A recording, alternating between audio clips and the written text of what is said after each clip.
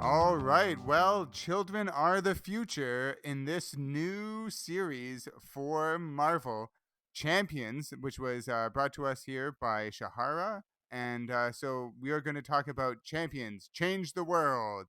Here, I'm Dan Rosen, and I'm here with Shahara Ghaznavi and Matthew Ardle. And this is Detecting the Marvelous. How you guys Meow, doing? meow, meow. Good. How are you? Awesome. That was a We've great got a new intro. Thank battle you so cry. much. Yeah. Yeah. Pew, pew, pew. Pew, pew, pew, pew, pew, champions. Um, yeah, this was really cool. I'm looking forward to hearing everyone's thoughts on this one. Because Yeah. it Thank was you. it was a part of it's a series that I didn't know about. Sort of like a little section I didn't know about the champions because it comes out of like the second Civil War, which we'll get into all of that. But yeah, Yeah, I didn't realize that there were two civil wars until I started getting more into comics. And my friends, there are two civil wars, right? Like, Yeah. Yeah. The yeah, first yeah. one, the first one is the Superhero Registration Act, which you kind of that's what the Marvel movies are based on. And it's Yeah. yeah. Cap versus Iron Man, much like the MCU. This Yes. one is have you read the Civil War? I have not, and I I will needed touch to. Yeah. I will I touch only read on the it on first my in my one. history. I'll Yeah, touch on the Civil War 2 yeah. in the history section that I do. So I won't spoil that now. Because I Exciting. remember, But yeah. like, I read the first one because I was like, it was a big event and I was really into it. And I also read like there was like the Wolverine and Fantastic Four and a couple of the offshoots. But then when they had a second one, I'm like, a second Civil War. I'm still not over the first one. Like, they arrested Yeah. Cap, and then yeah, Well, more than arrested, they well, killed he Cap. got killed. Yeah, well, they didn't Yeah. Yeah. kill him in the Civil War, but yeah, he ended up dying right after. So Well, Wow. yeah, yeah, he got shot at the last at the panel of the trial. last Yeah, episode. Yeah. Yeah. yeah. Or issue. But I really just love it. I mean, I love the use of legacy characters. Like the fact that it's a team of like young heroes. And I'll talk about this later, but I love the energy that they bring, the optimism.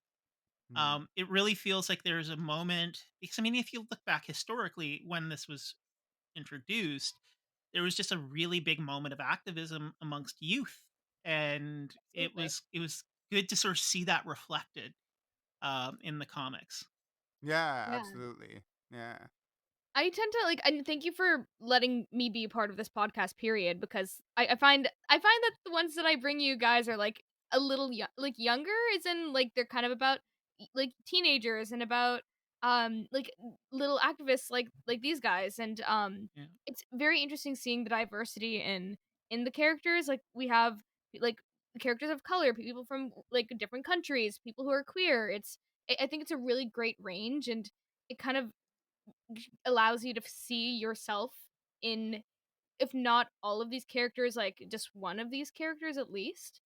Um, yeah, No, I was gonna say absolutely. I'm sure, and like it very much because I think it really like captures your generation, which is gonna save the world, Shahara, from the mistakes that our generation did. dear yeah, Yeah, Lord, I uh, sure hope it's up to so. you.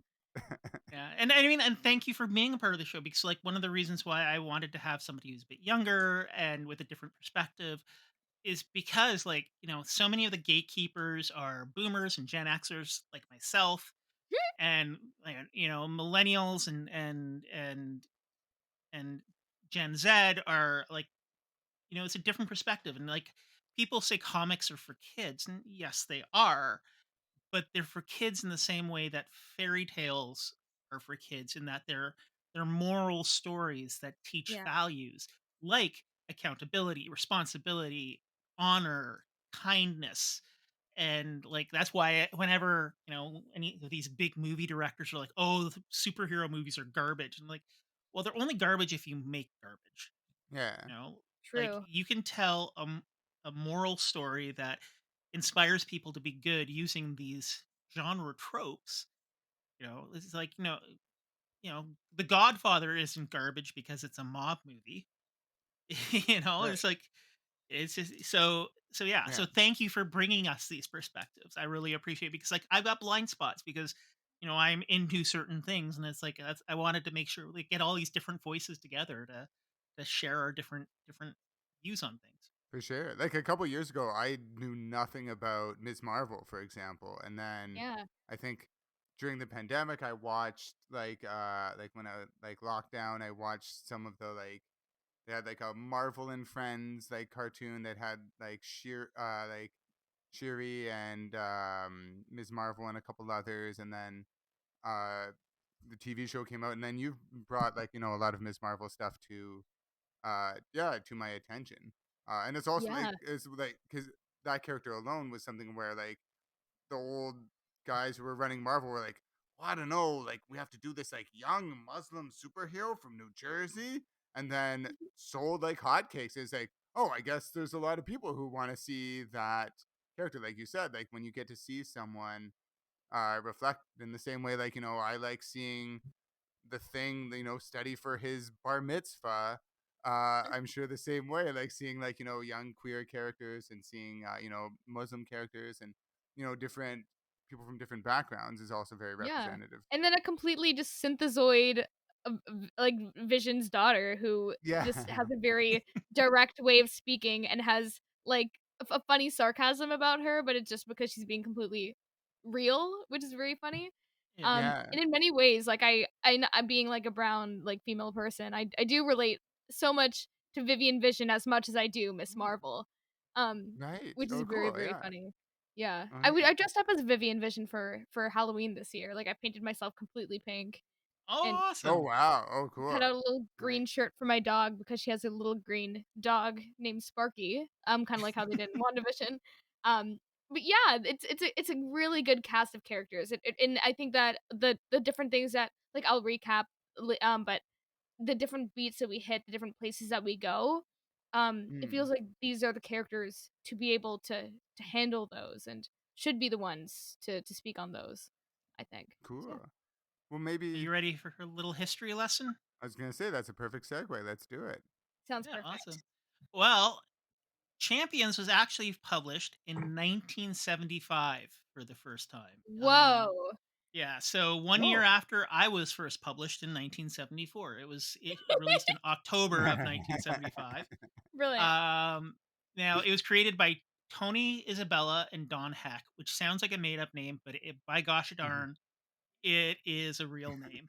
Um, Tony, an Ohio-born comic writer, created and fell in love with the comics from the age of 4. He wrote for Ghost Rider, Luke Cage, Daredevil, and Captain America. One of Tony's goals was to be uh, it was to introduce representation of heaven into comics and the Ghost Rider, not an evangelical Oh. perspective, but he's like saying, there's so much representation of demonic forces. There's got to be a counterpoint. So he introduced a character called the Friend, a kind of peacenik hippie who Johnny Blaze, Ghost Rider, befriended and helped him fend off the forces of Satan.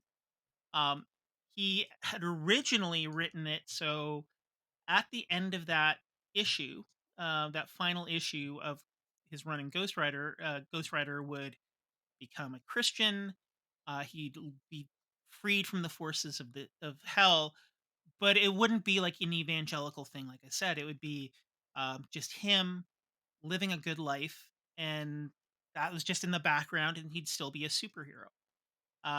Unfortunately, a Marvel editor at the time was deeply offended, and like any good evangelical, destroyed the art and rewrote it and put it out. Like so,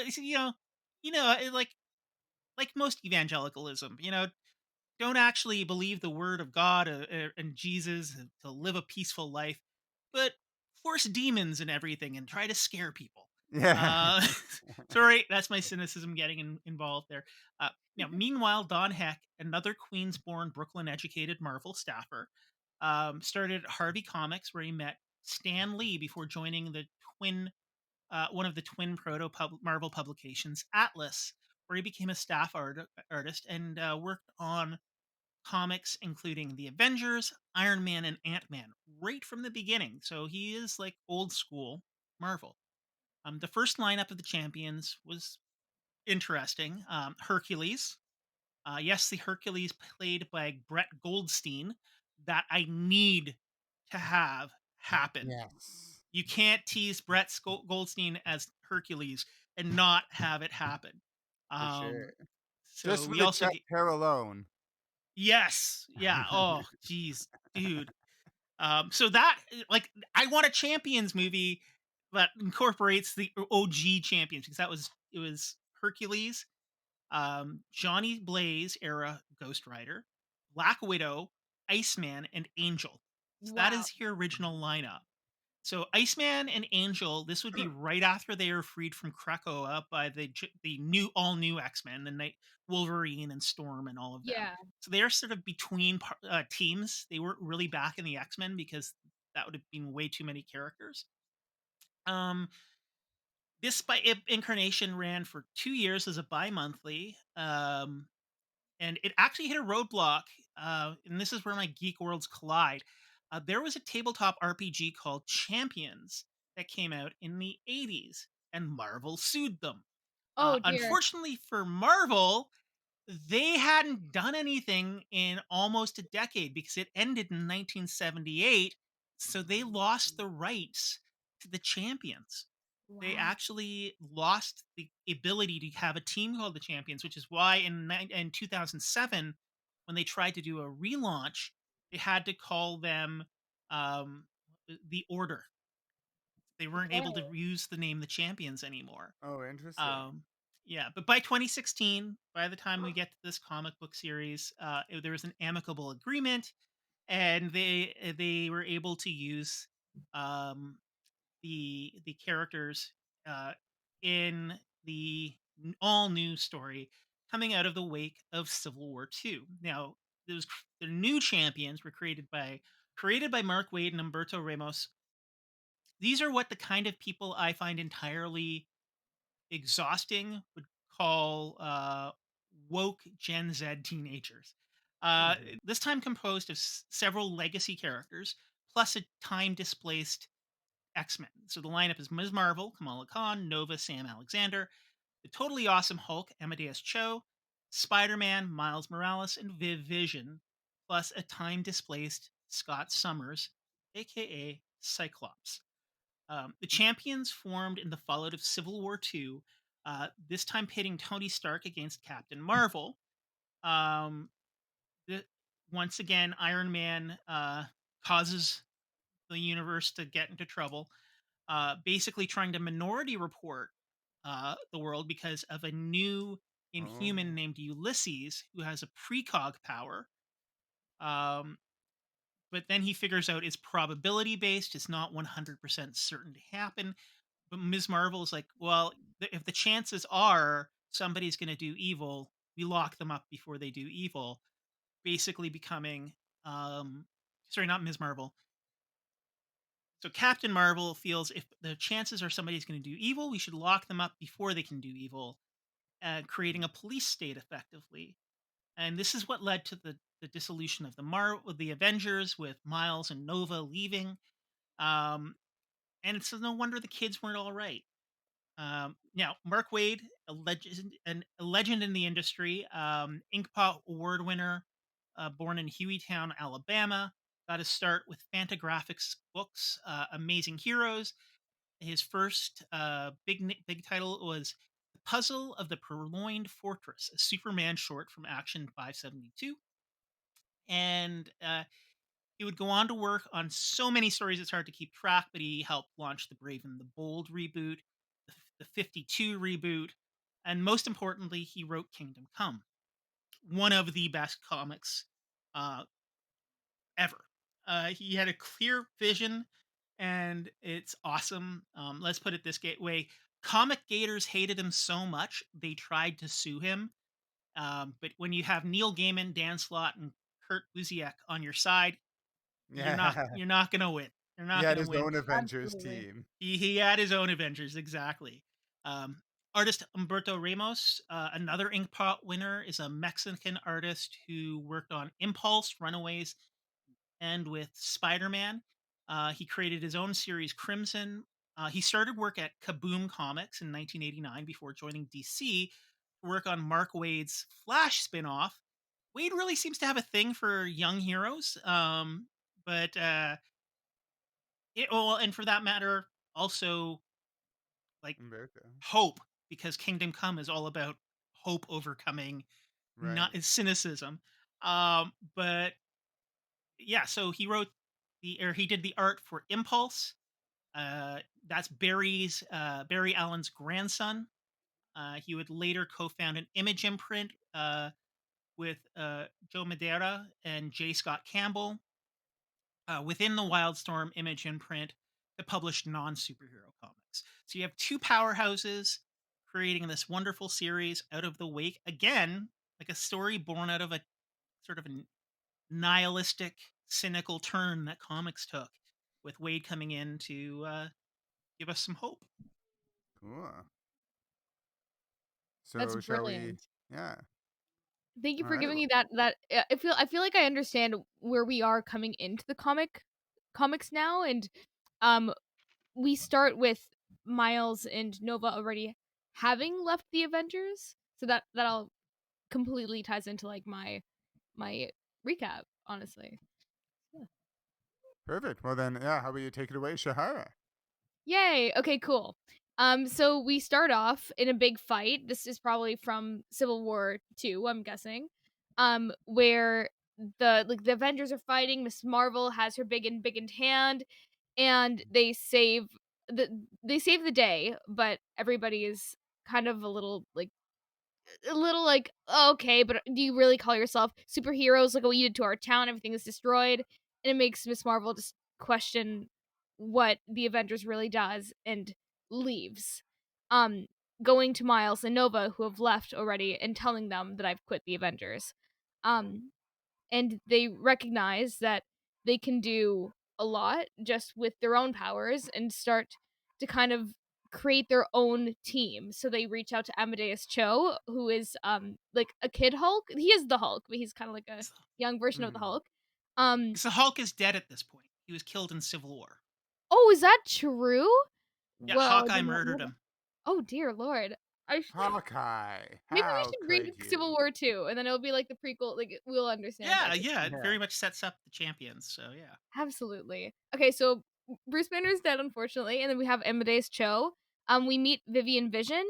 Um, and Vivian Vision is this like supercomputer who has like access to like the internet just like in a snap of a second, and all security cams in the world. And um, they're like, okay, well we have a team. What's like the closest nearby issue right now? And they see this shipyard in Baltimore, where there are these, and like trigger warning, but there is somebody getting like there is a group of young women being human trafficked, and Yeah. they go to Baltimore. They beat this human trafficker, um, and they realize that they have this ability to come together. They kind of go viral, hashtag champions. And they sort of become this phenomenon, and they want to help out in different places in the world. So they go to the Middle East, they go to Daly County, um, and then they end up going into the middle of the ocean and getting trapped by Atlanteans, Yeah. and escaping.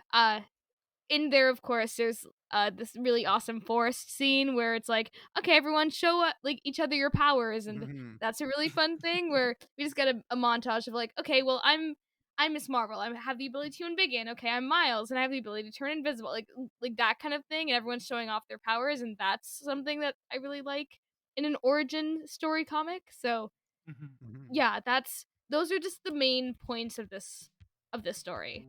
Um, there. So yeah. Yeah.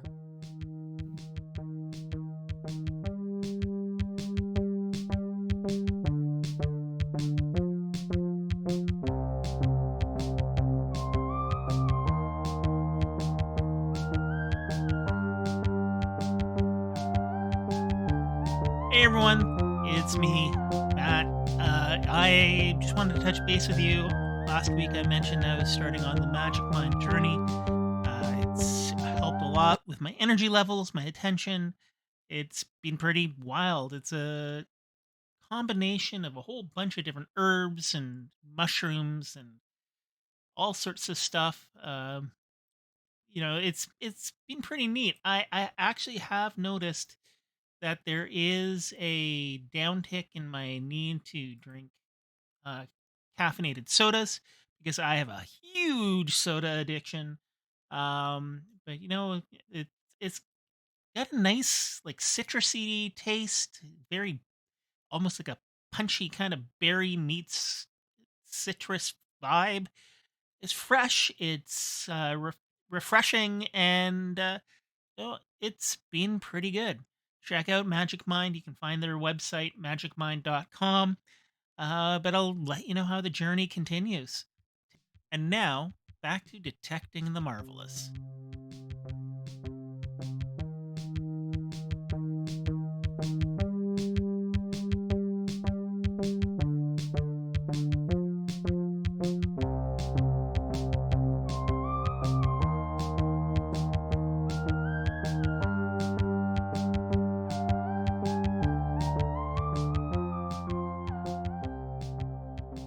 Matt's about to sneeze. Bless you. Sorry about that. I didn't want to blow out your ears. It's like that was the most silent dad I, sneeze thought- I've I was ever like, heard. Matt's either got something really insightful to say or he's about to sneeze. Yeah, it was the latter. It was the latter. He was like, Um, yeah. So, why did you choose this comic? What inspired you to share this with us? That's a good question. Well, number one, I'm such a big fan of the Champions. I know that like in the young superheroes kind of thing, we always hear about the Young Avengers, and I started reading like America Chavez and other young Avengers issues. Then I was like, where I learned about Vivian Vision in doing my own research about like the same way that I did with Emily Bright when we looked at Strange Academy. I was like, okay, what are okay. my age that I can relate to?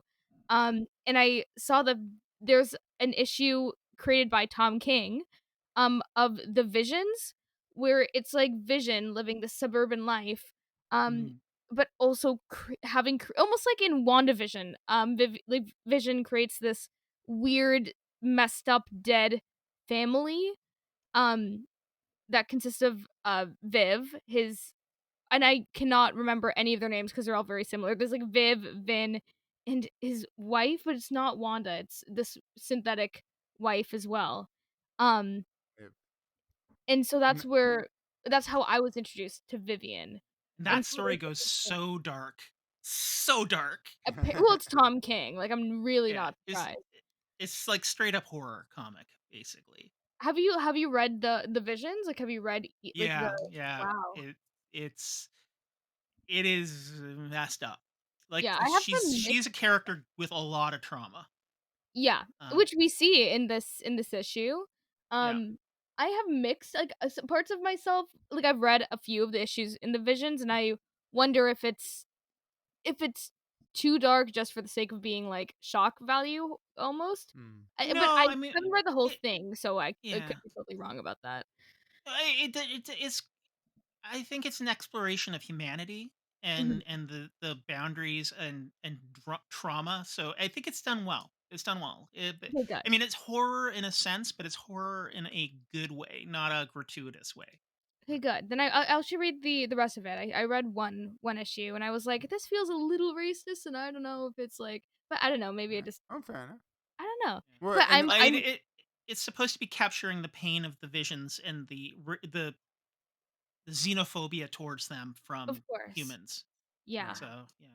that makes And I total mean, total it's interesting just to then like use that to transition back to Champions. Is that Champions?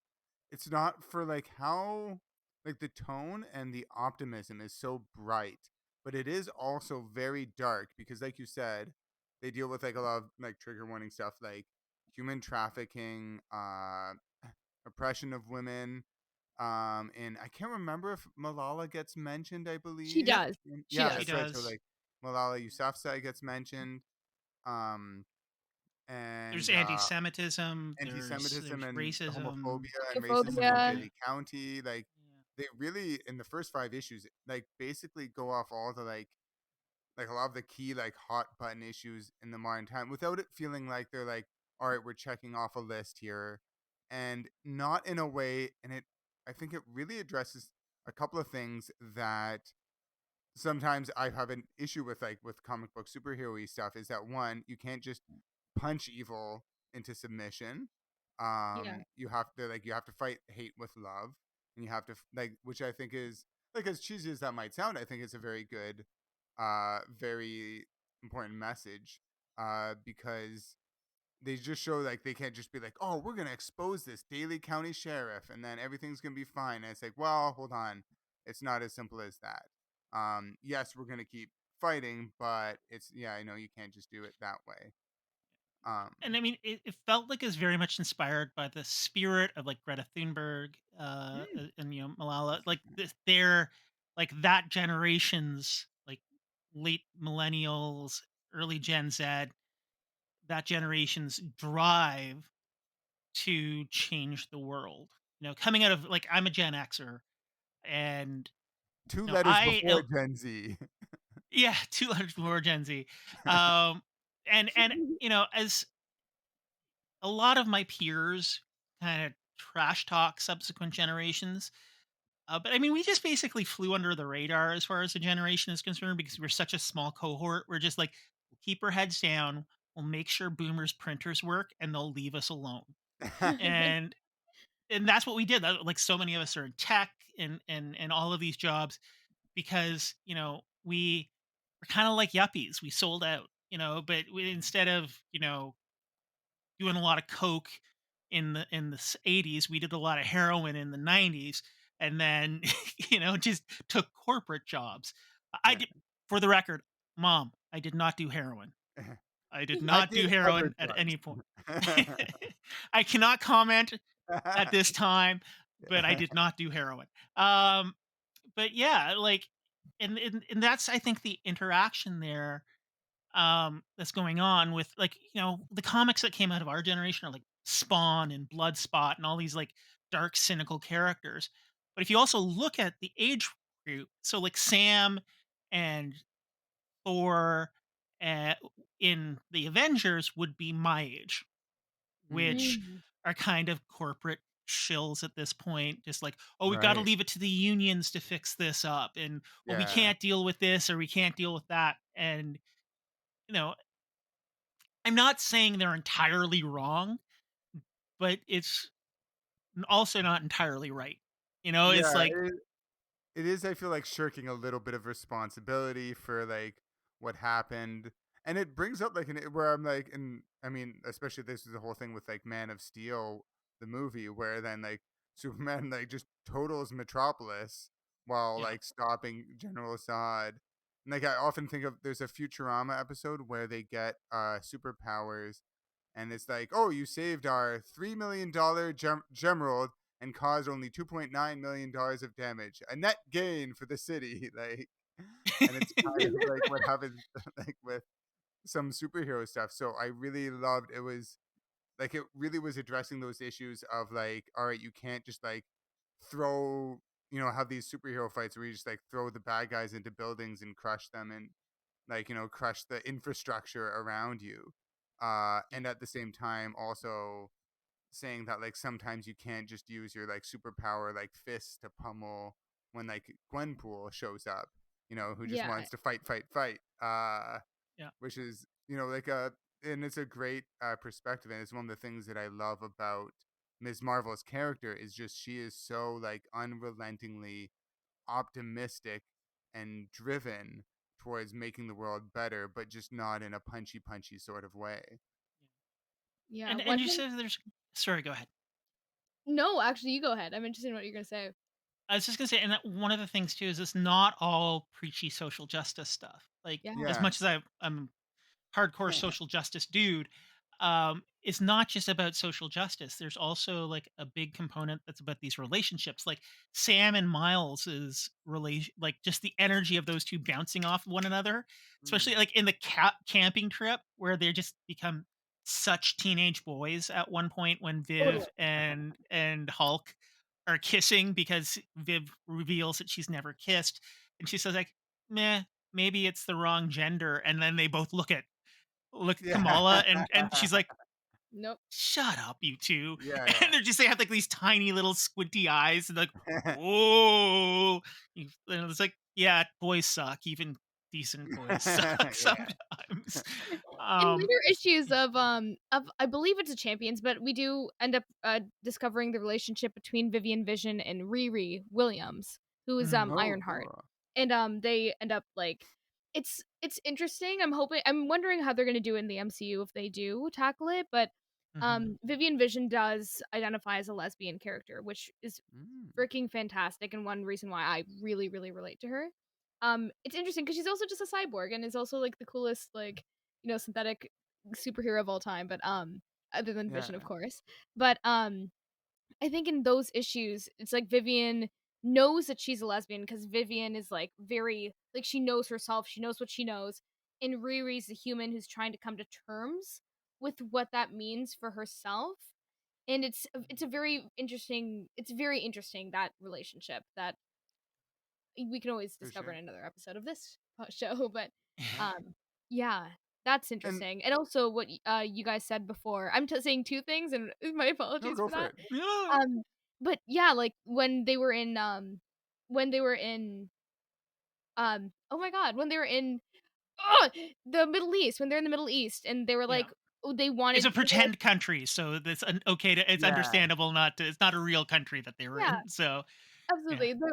They wanted to like they were like, okay, well, how do we help? Like, okay, we could just like get rid of all these guys and whatever. And they were like, no, we don't want like Americans to fight our problems for us. And also, it doesn't help us that we're like the damsels in distress. We need to be kind of the forefront of Mm. creating our own change. And then at the Yeah. end, like she like Miss Marvel paints C's on all of their shirts because if you fight to change the world, you are a champion whether you have powers or not, which Yeah. is very, very Yeah. beautiful, I found. It showed like yeah, because I really liked that, and I thought that was really touching, and also a much clever way of approaching it. Because again, it's not just the superheroes coming in to save the day, but it's also like it's almost like it's like very good foreign policy advice. Like Yeah. Mhm. like U.S. and other like Western countries take note from this comic book issue. Like go in and empower the locals so that they can fight their battles against Yeah. oppression.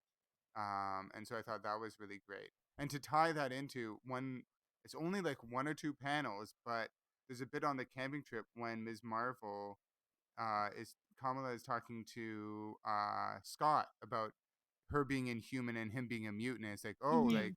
we're told we're supposed to hate each other, but like I don't feel that, and I don't see like a reason for it. And like me growing up in Mississauga, where like I had a friend who's Palestinian in high school, and it was just sort of like we liked the same stuff and we had the same interests, and like it like that like Jewish Palestinian just didn't even factor into our heads growing up, and like didn't even really learn about cultural conflicts as much until later on, kind of thing.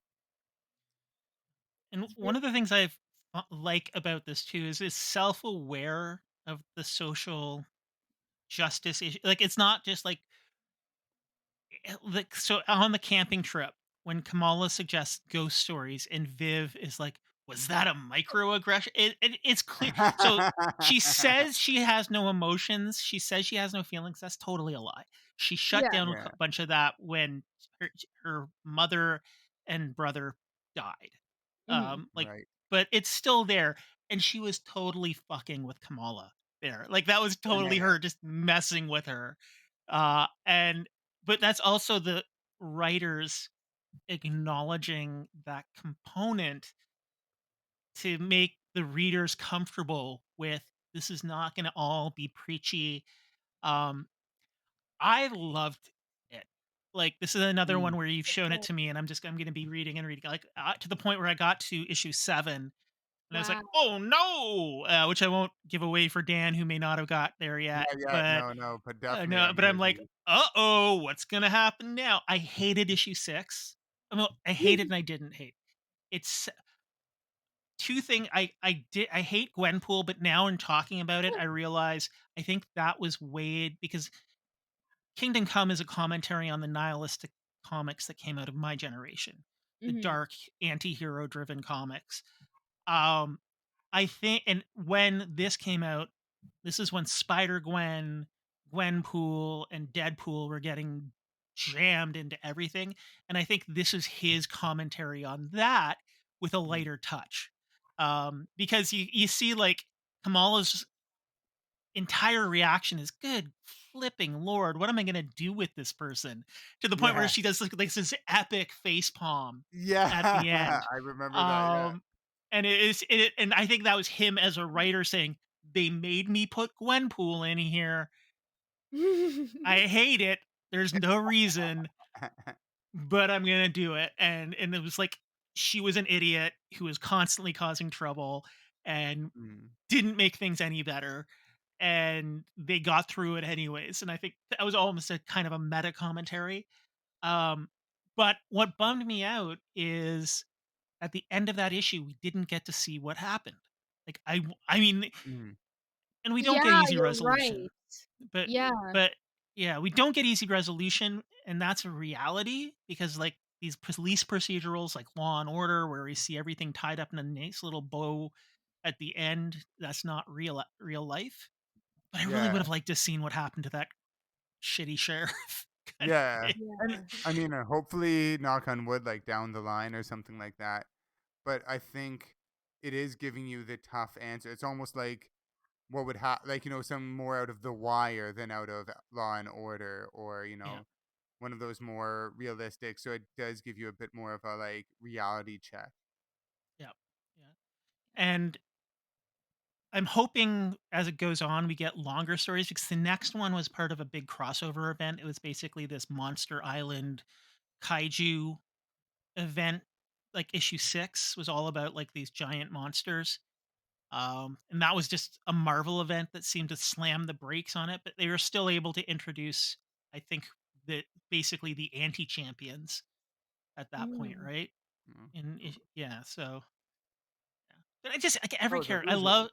Yeah, I love everything. Like you got like Amadeus is like a bro, like a tech bro. You know, like he's got this like Yeah. bro energy, and it's like He's the he wears smartest. Axe body spray. You know, he wears Yeah. He Axe body spray. totally He's like, does. Like, I yeah, totally he's like got the this. I know how eighth to do this. I'm big and strong. Yeah, for Yeah, sure. because he's the eighth smartest kid on the planet or person on Eighth the smartest planet. human on the or sixth smartest human on the planet. Yeah, Yeah, but Like, it doesn't mean that he's like a nerd. Like he lives in the fact that he can like also punch stuff and beat shit up and yeah. yeah, He's got very like you lift, bro, kind of energy. yeah, yeah.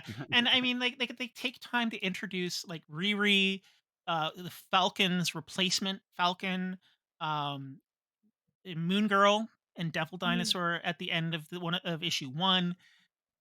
So it's like it's showing that it's this is one of the reasons why I wanted Shahara to be on the show. Yeah. Aw. Um, there's a future that is not mine. You know, like everybody is so, especially like Gen Xers and Boomers and like early millennials are very much this isn't my childhood, this isn't real. But shit changes, you know, like the Yeah. Yeah, world changes and we need to let younger people show us the way, you for know, sure. like and I think this is an awesome showing of the way, you know? Yeah. For saying that, Matt. Thank you. It reminded me a bit of like a sort of the one superhero ish thing that like people people from your generation, Shara, did was when Donald Trump was throwing this big rally and like through TikTok, then like all these like Yes.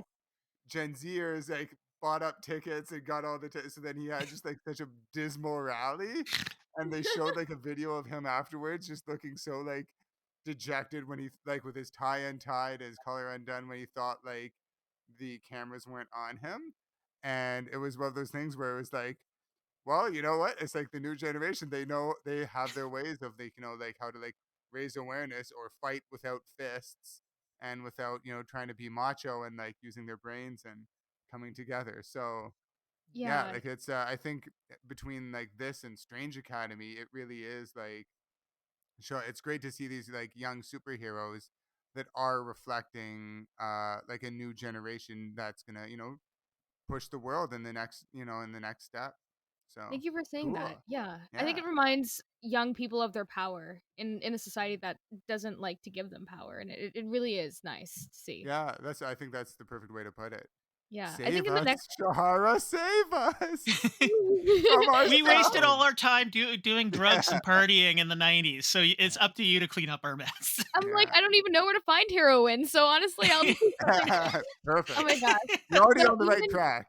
in the Yeah. next like few issues volumes of this, like we get into like Champions Outlawed when they start outlawing teenage superheroes because they think Oh. that they're too destructive, or I think it's something where Vivian Vision like malfunctioned and they were like, oh, teenage superheroes are bad, and then there's a whole thing about that, and that's something that we can totally get into in the future.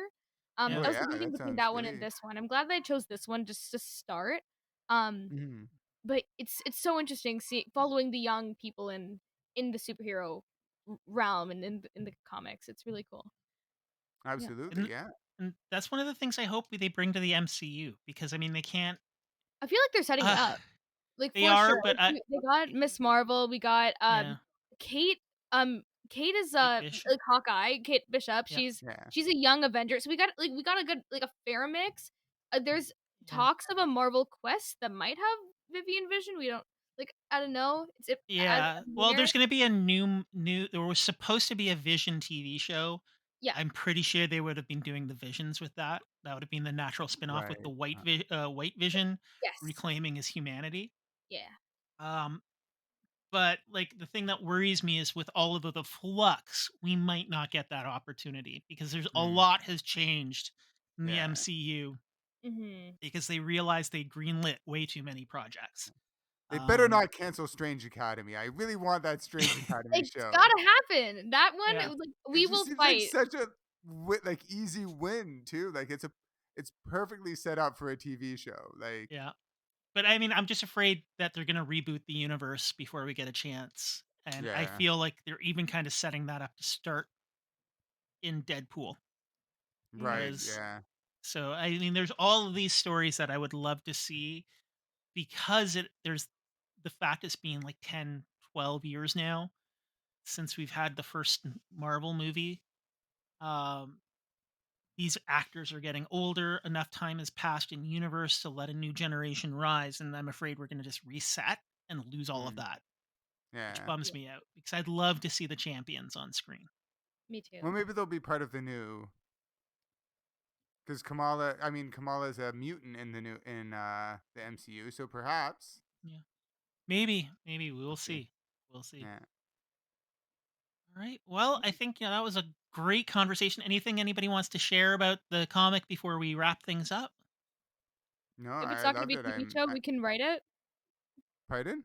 We can we can write the TV show if Marvel Yeah. will write it. Yes. Hey, Marvel, if you hear us, we'll have a packet to on your desk by the end of the week. That's right. We've got and Shahara, the voice of the generation. She's going to be leading the Yeah, way. she's our showrunner. Yeah. We're just there to like at the I'm gonna writers bring room. her coffee. I'm gonna be the PA. So ready. So ready for that. Well, everyone, you've been listening to Detecting the Marvelous. Thank you.